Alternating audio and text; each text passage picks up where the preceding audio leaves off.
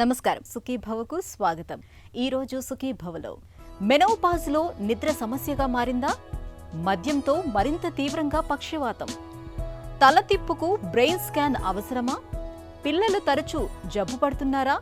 ఇంకా health tip. Menopause దశలోకి వచ్చాక ఒంట్లో హార్మోన్ల ఉత్పత్తి బాగా తగ్గిపోతుంది. దీంతో శారీరకంగా మానసికంగా చాలా సమస్యలే చుట్టుముడుతూ ఉంటాయి. అన్నిటికీ మించి నిద్ర అనేది సమస్యగా మారుతూ ఉంటుంది. రాత్రిపూట ఎంతకీ నిద్ర పట్టక చాలా మంది సతమతమవుతూ ఉంటారు. అయితే ఇలాంటప్పుడు ఆయుర్వేద పరిష్కారాల్ని ప్రయత్నిస్తే మంచి ఫలితం ఉంటుందని చెబుతారు నిపుణులు. మెనోపాజ్ దశలో సుఖనిద్ర కోసం ఆయుర్వేదం చెబుతున్న చికిత్సల గురించి ఇప్పుడు తెలుసుకుందాం.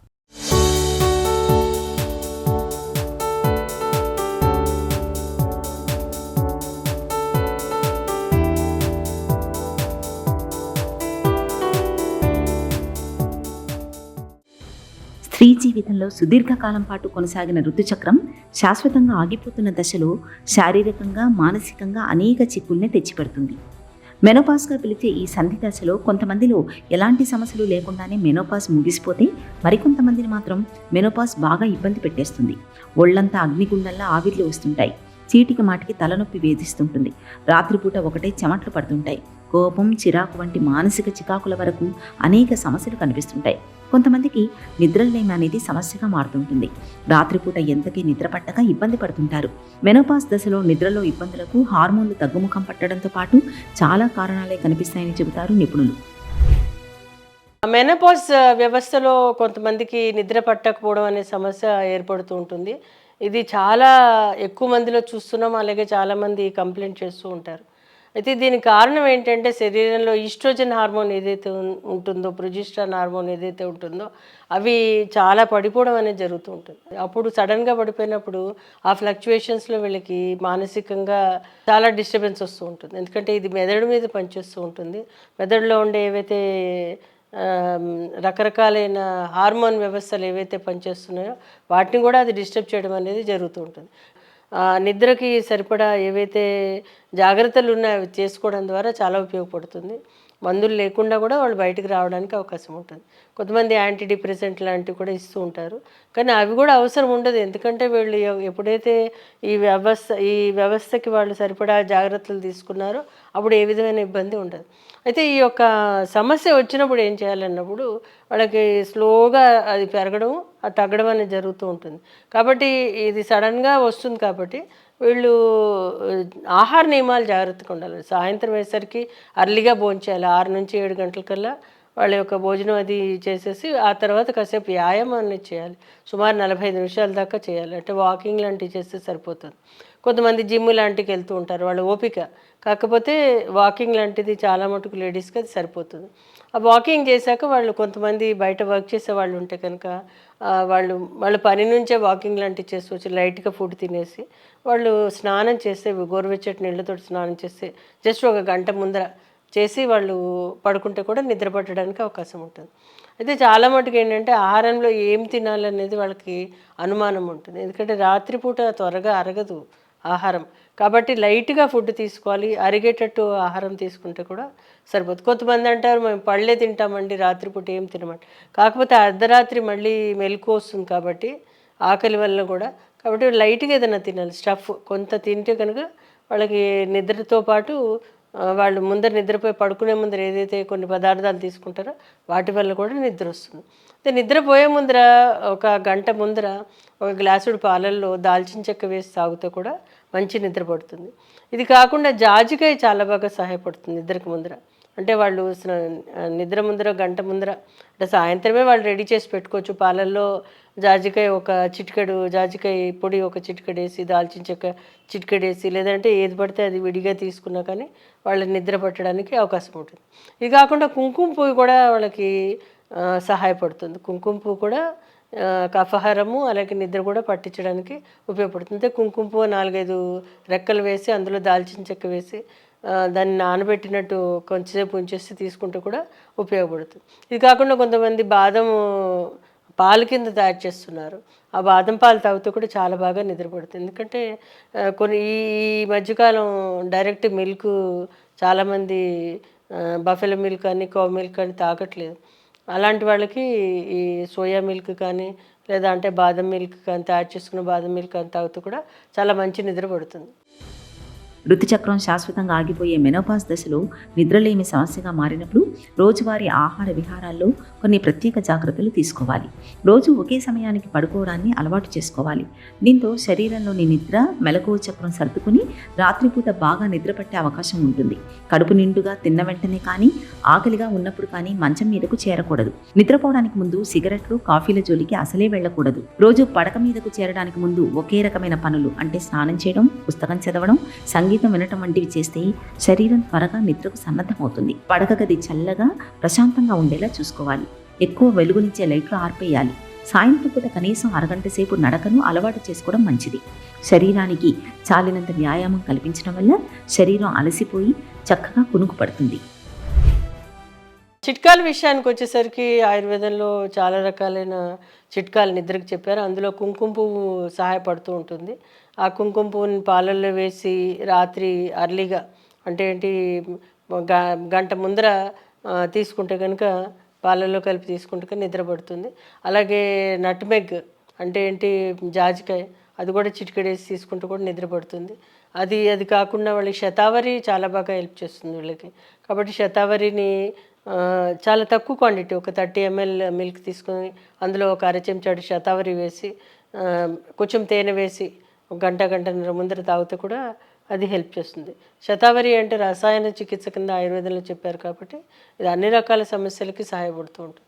దీన్ని కూడా లేడీస్ ఎవరైతే ఈ యొక్క మెనోపాజ్ స్టేజ్లోకి డ్రాప్ అయ్యారో వాళ్ళు దీన్ని తీసుకుంటే కూడా ఉపయోగపడుతుంది. ఎందుకంటే పాలు నిద్రని కలిగిస్తాయి, అలాగే శతావరి కూడా దానికి హెల్ప్ చేస్తూ ఉంటుంది.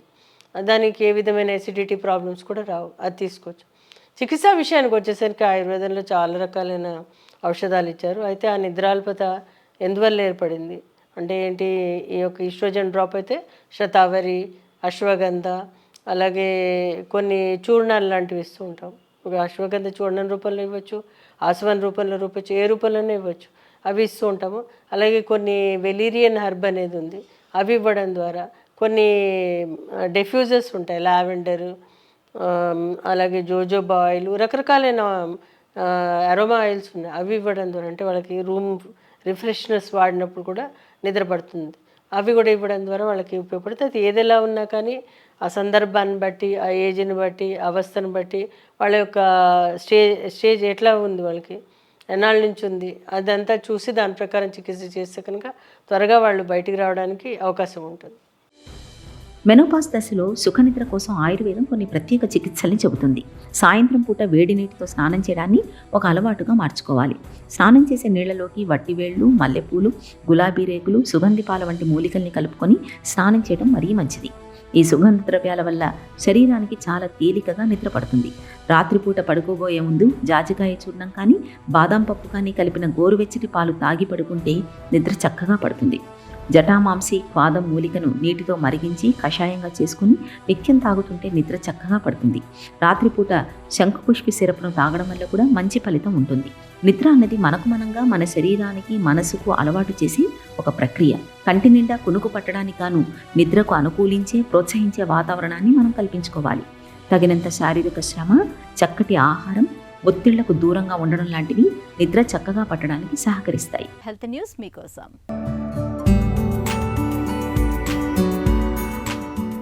పక్షవాతం సాధారణంగానే తీవ్రమైన సమస్య.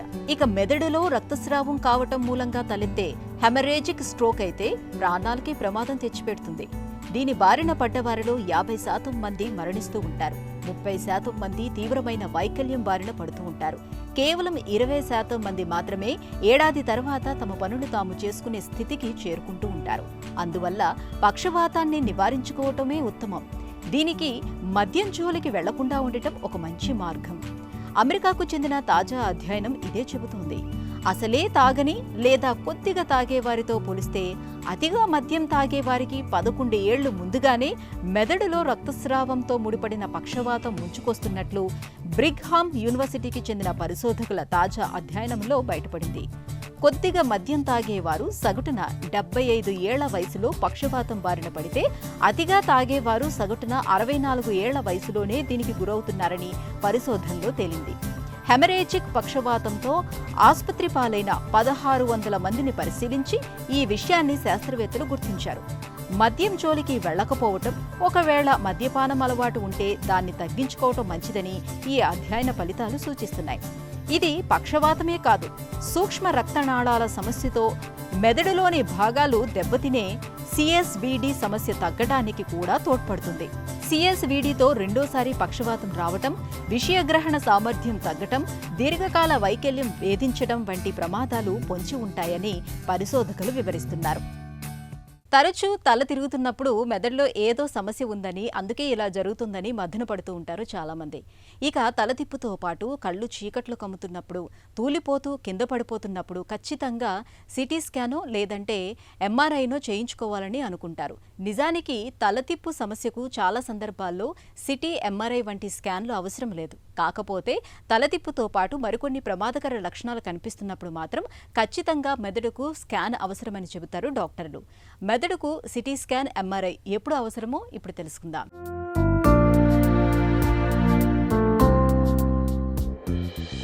తరచూ తల తిరుగుతున్నప్పుడు, కళ్ల ముందు చీకట్లు కమ్ముకుంటున్నప్పుడు, క్షణాల్లోనే కూర్చోవాల్సి వస్తున్నప్పుడు మనలో చాలామందికి మెదడులో ఏదో సమస్య ఉందనే అనుమానం వస్తూ ఉంటుంది. ఇలాంటప్పుడు సిటీ చేయించాలా లేదా ఎంఆర్ఐకి వెళ్ళాలా అనే అనుమానం కలుగుతూ ఉంటుంది. కానీ ఇలాంటప్పుడు అందరికీ బ్రెయిన్ స్కాన్ అవసరం లేదంటారు డాక్టర్లు. తల తిరగటానికి, కళ్ల ముందు చీకట్లు కమ్ముకు రావటానికి ఒక మెదడే కారణం కాదు. బీపీ తక్కువైనా, షుగర్ లెవెల్స్ పడిపోయినా, డీహైడ్రేషన్కు గురైనా తల తిరగటం అనేది ఒక లక్షణంగా కనిపిస్తుంది. గుండె కొట్టుకోవటంలో తేడాలు ఉన్నప్పుడు కూడా తల తిప్పటం అనేది సమస్యగా మారుతుంది. అందుకే ప్రతి తల తిరుగుడికి వెంటనే బ్రెయిన్ స్కాన్ అవసరం లేదు. కానీ కొన్ని హెచ్చరిక సంకేతాలు కనిపిస్తుంటే మాత్రం తప్పనిసరిగా బ్రెయిన్ స్కాన్ చేయించాలి. ఒక్కసారిగా తీవ్రమైన తలనొప్పి రావటం, ఉన్నట్టుండి స్పృహ కోల్పోవటం, మాట తడబడటం, ఒకవైపు చేతులు కాళ్లలో బలహీనత, ఫిట్స్ రావటం, తలకు గాయం తర్వాత తల తిరగటం, వాంతులతో పాటు తలనొప్పి రావటం, రోడ్డు ప్రమాదం తర్వాత ఇలాంటి సందర్భాల్లో ఖచ్చితంగా సిటీ స్కాన్ కానీ లేదంటే ఎంఆర్ఐ కానీ చేయించాలి. ముఖ్యంగా రోడ్డు ప్రమాదం తర్వాత మెదడులో రక్తస్రావం జరుగుతోందా, స్ట్రోక్ వచ్చిందా అని వెంటనే తెలుసుకోవటానికి సిటీ స్కాన్ ఉపయోగపడుతుంది. అత్యవసర పరిస్థితుల్లో సిటీ స్కాన్కి వెళ్ళటం మేలు. ఎంఆర్ఐతో బ్రెయిన్లోని సమస్యల్ని మరింత వివరంగా చూపిస్తుంది. బ్రెయిన్ ట్యూమర్స్, నరాలో సమస్యలు, స్ట్రోక్ తర్వాతి మార్పుల్ని ఎంఆర్ఐ చాలా స్పష్టంగా చూపిస్తుంది. చాలా కాలంగా తల తిరగటం, కళ్ళు చీకట్లు కమ్ముకునే సమస్యలతో బాధపడుతున్నప్పుడు మాత్రమే డాక్టర్లు ఎంఆర్ఐ పరీక్షను సూచిస్తూ ఉంటారు. తల తిరగటం అనేది నిజానికి చిన్న విషయమే కావచ్చు, కానీ అశ్రద్ధ చేయకూడదు. అలా అని ప్రతి లక్షణానికి బ్రెయిన్ స్కాన్ అవసరం లేదు. హెచ్చరిక సంకేతాలు కనిపిస్తున్నప్పుడు, అత్యవసర పరిస్థితుల్లో సిటీ స్కాన్కి వెళ్ళాలి. దీర్ఘకాలిక సమస్యలతో బాధపడుతున్నప్పుడు ఎంఆర్ఐని చేయించుకోవాలి. బాలానం రోదనం అనేది మనకు బాగా తెలిసిన నానుడి. పిల్లలు ఎంతగా ఏడుస్తూ ఉంటే అంత బలం పుంజుకుంటారని దీని అర్థం. అలాగే పిల్లలు తరచూ జబ్బు పడటం కూడా మంచిదేనన్న నమ్మకం మనలో చాలా మందిలో కనిపిస్తుంది. తరచూ జ్వరం రావటం, జలుబు చేసి ముక్కులు కారడం, దగ్గుతో బాధపడటం, ఇవన్నీ పిల్లల శరీరం బలం పుంజుకునే ప్రక్రియలో భాగమేనని నమ్ముతారు చాలామంది. అసలు ఈ నమ్మకంలో నిజమెంత? పిల్లలు తరచూ జబ్బు పడటానికి వెనక కారణాలేంటి? ఆసక్తికరమైన ఈ వివరాల గురించి డాక్టర్ని అడిగి ఇప్పుడు తెలుసుకుందాం.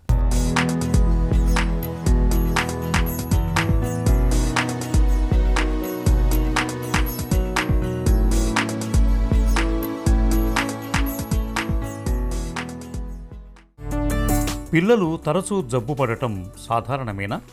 జనరల్గా ఈ ఫస్ట్ 1 year or 2 years వరకు ఉండే పిల్లలు ఒక 10 రెస్పిరేటరీ ఇన్ఫెక్షన్స్ పర్ ఇయర్ వరకు వస్తాయండి. రెస్పిరేటరీ ఇన్ఫెక్షన్స్ అంటే మైల్డ్గా కోల్డ్, కాఫ్ ఇలాంటివి రావడం సహజంగానే చూస్తాం. అండ్ మోర్ సో ఈ డే కేర్కి వెళ్ళే పిల్లలు అండ్ పేరెంట్స్ వర్కింగ్ అయ్యి పిల్లల్ని డే కేర్లో పెట్టినప్పుడు చాలాసార్లు they keep infecting each other. ఒక బాబు ఉన్నా ఒక పాప ఉన్నా విత్ కోల్డ్ అది మిగతా పిల్లలందరికీ స్ప్రెడ్ చేసేస్తుంది. సో అలా అయ్యేటప్పటికీ ఆ కోల్డ్ కాఫ్ రావడం సహజమే. కాకపోతే ఉట్టి కోల్డ్ కాఫ్ లాగా ఉండి తగ్గిపోతే ప్రాబ్లం లేదండి. అది ఫీవర్కి దారి తీసిన ఊరికే ఫీవర్ వస్తున్నా, ఆర్ ఇయర్ ఇన్ఫెక్షన్స్ వస్తున్నా, ఆర్ సైనస్ ఇన్ఫెక్షన్స్ అంటారు. ఇవన్నీ వస్తున్నాయి అంటే అప్పుడు ఏదో ప్రాబ్లం ఉందని అర్థమవుతుంది మనకి. సో ఉట్టి కోల్డ్ కాఫ్ ఉంటే వరి అవ్వాల్సిన విషయం లేదు. కాకపోతే ఈ ఫీవర్ అంటే ఏంటి, ఎన్నిసార్లు రావచ్చు ఫీవర్? ఆ ఫీవర్ కూడా మైల్డ్ వైరల్ ఫీవర్ లాగా వచ్చి ఒక 2-3 రోజులు పారాసెటమాలో ఏదో వేస్తే తగ్గిపోతే అది కూడా స్టిల్ ఫైన్ అండి. ఇయర్ ఇన్ఫెక్షన్ వరకు వెళ్ళి అక్కడ మనం యాంటీబయాటిక్స్ వాడాల్సి వస్తే అప్పుడు ఇట్ ఈస్ సంథింగ్ అన్యూజువల్. పిల్లలు ఒక ఏడాదిలో ఎన్నిసార్లు జబ్బు పడితే ఇమ్యూనిటీ తక్కువని చెప్పొచ్చు? More than 4 infections 4 year infections per year వస్తున్నాయి అనుకోండి, then it is something unusual. Or more than 3 infections in 6 months వస్తున్నాయి అనుకోండి, then it is unusual. So ఇట్లా అన్యూజువల్గా ఉన్నప్పుడు దెన్ మన బిడ్డకి ఏదో లోపం ఉందని మనం గ్రహించాలి. యాంటీబయాటిక్లు వాడాల్సి వస్తుంది ప్రతిసారి, ఆర్ నా బిడ్డకి ఆల్మోస్ట్ ఒక 4-5 times ఇయర్ యాంటీబయాటిక్ ఇవ్వాల్సి వస్తుంది, ఒక 2 సార్లు ఐవి యాంటీబయాటిక్స్ కూడా ఇవ్వాల్సి వస్తుంది. ఇవన్నీ కూడా ప్రాబ్లమాటిక్ థింగ్స్ అండి. ఓకే, ఇవన్నీ కామన్గా ఐవి యాంటీబయాటిక్స్ వరకు పోకూడదు. అండ్ సెకండ్ థింగ్ ఇస్ కొన్ని అన్యూజువల్ ఇన్ఫెక్షన్స్ ఉంటాయి. లైక్ లోపల ఒక పస్ లాగా ఫామ్ అవ్వడము, లంగ్స్లో పస్ ఫామ్ అవ్వడమో, లేకపోతే లివర్లో పస్ ఫామ్ అవ్వడమో, ఇలాంటి కొన్ని అన్యూజువల్ సైట్స్లో పస్ ఫార్మేషన్ ఉంటుంది. అది కూడా కామన్ కాదండి. సో ఇది కాకుండా కొందరికి మొత్తం నోట్లో కానీ ఇంకా జెనైటల్ ఏరియాస్లో కానీ బాగా పూతలాగా వచ్చేస్తుంటుందండి, దాన్ని థ్రష్ అంటారు. సో ఇవన్నీ ఫంగల్ ఇన్ఫెక్షన్ లక్షణాలు అనమాట. నార్మల్లీ ఇమ్యూనిటీ మంచిగా ఉన్న పిల్లలకి ఇట్లాంటి ఫంగల్ ఇన్ఫెక్షన్స్ కామన్గా రావు. అలాగా ఫ్రీక్వెంట్గా వస్తుంది ఆర్ వచ్చింది పోవటం లేదు అంటే then there is something wrong with the child. చిన్న వయసు పిల్లల్లో ఇమ్యూనిటీ ఎందుకు బలహీనంగా ఉంటుంది? బిడ్డ పూర్తి నెలలు నిండిన తర్వాత బయటికి వచ్చినప్పుడు న్యాచురల్లీ ఆ ఇమ్యూనిటీ ఏదైతే మదర్ ఇస్తుందో అది వాడిలో ఉంటుంది. అదే ఇప్పుడు ప్రీమేచ్యూర్గా పుట్టారనుకోండి పిల్లలు, సో వాళ్ళకి ఇంత టైము బిడ్డ గర్భంలో ఉండలేదు కాబట్టి ఆ ట్రాన్స్మిషన్ ఆఫ్ ఇమ్యూనిటీ అనేది సరిగా జరగదు. అందుకే ఈ ప్రీమేచ్యూర్ పిల్లలు ఎక్కువగా ఇన్ఫెక్షన్స్ వాటికి బాగా వల్నరబుల్గా ఉంటారు. సో వీళ్ళకి ఈజీగా ఇన్ఫెక్షన్స్ వచ్చేస్తాయండి. సో అందుకే ఈ ఇమ్యూనిటీ అనేది ఈ పిల్లల్లో తక్కువగా ఉంటుంది. మదర్ నుండి వచ్చిన ఈ ఐజీజీ లెవెల్స్ ఏవైతే ఉంటాయో ఒక 7-8 నెలల వరకు బిడ్డలో ఉంటాయండి. ఆ 7-8 నెలలు అయిన తర్వాత గ్రాడ్యువల్గా ఆ లెవెల్స్ తగ్గుతూ ఉంటాయి. సో ఆ టైంలో బిడ్డనే తన ఇమ్యూనిటీని యాక్టివేట్ చేసుకొని వీడు తనకు తానుగా ఈ ఇమ్యూనిటీ పెంచుకోవాలండి. ఇలా పెంచుకున్నప్పుడు అప్పుడు తను ఈ కామన్ ఇన్ఫెక్షన్స్కి సిక్ కాకుండా ఉంటారు. తరచూ యాంటీబయాటిక్స్ వాడటం అనేది పిల్లల ఇమ్యూనిటీని బలహీనం చేస్తుందా? సో ఈ యాంటీబయాటిక్స్ మనం వాడడం వల్ల మన ఆర్గానిజమ్స్ అన్నీ కూడా ఆ పర్టికులర్ మెడిసిన్కి రెసిస్టెంట్గా తయారవుతాయి. సో నెక్స్ట్ టైం ఇలాంటి మెడిసిన్ వాడినప్పుడు కూడా ఆ ఆర్గానిజం నిజంగా బ్యాక్టీరియా ఉన్నా కానీ దానికి రెస్పాన్స్ కనిపించదు మనకి. అప్పుడు మనం ఇంకా హయ్యర్ మెడిసిన్ వాడాల్సి వస్తుంది. సో ఆర్గానిజమ్స్ ఎట్లయితే రెసిస్టెన్స్ పెంచుకుంటూ ఉంటాయో అప్పుడు ఈ కొత్తగా వచ్చే యాంటీబయాటిక్స్ తప్పితే పాత యాంటీబయాటిక్స్ ఏవి పనిచేయవు.